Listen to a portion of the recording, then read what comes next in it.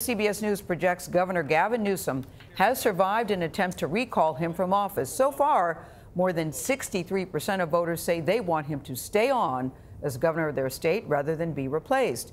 Now, the ballots are still being counted at this hour. Major Garrett is in Sacramento with more on the story. Major, good morning to you.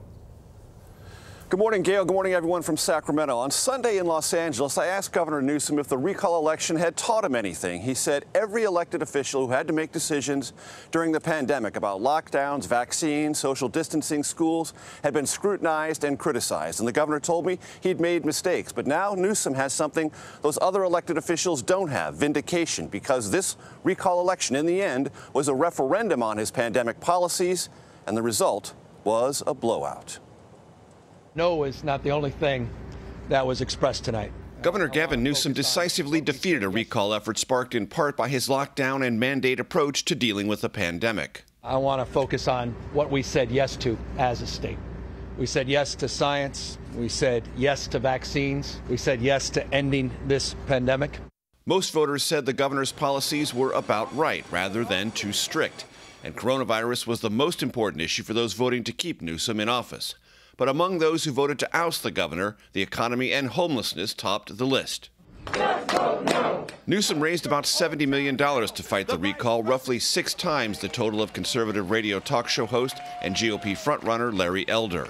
We recognize that we lost the battle, but we are certainly going to win the war. That war could be California's next gubernatorial election in just 14 months, a race that may again pit Elder against Newsom. Let me just say this. Stay tuned. Newsom, who drew support from prominent Democrats, spent the home stretch of the campaign tying Elder to former President Donald Trump, a deeply unpopular figure in California, and it seems to have worked. I'm humbled and grateful to the millions and millions of Californians that exercised their fundamental right to vote and express themselves so overwhelmingly by rejecting the division. Elder had toyed with the idea of filing legal challenges against the recall results, arguing without any evidence whatsoever that fraud might tip the scales. Well, Newsom's landslide buried that notion. Elder said last night, "I lost," and he urged his supporters to accept defeat graciously. Tony?